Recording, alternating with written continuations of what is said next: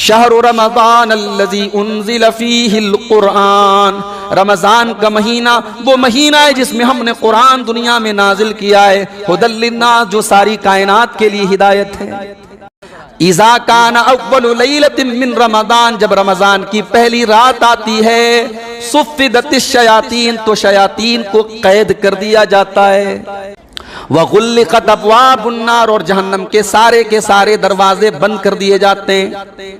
वफ़ुत्तिहत अब्वाबुल जन्नह, और जन्नत के सारे दरवाजे खोल दिए जाते हैं।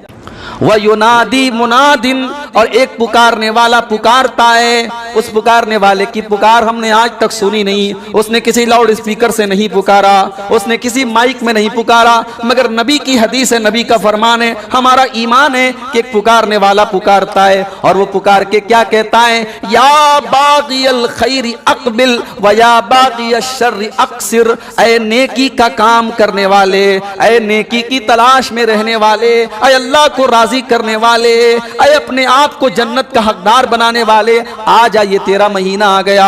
व या बाग़ियश शर्रि, और ऐ गुनाहों के काम करने वाले, ऐ ज़िना करने वाले, ऐ बदकारियां करने वाले, ऐ शराब पीने वाले, ऐ नमाजों को छोड़ने वाले, ऐ अल्लाह को नाराज करने वाले, व या बाग़ियश शर्रि अक़सिर, तू पीछे हट जा, ये तेरा महीना नहीं है।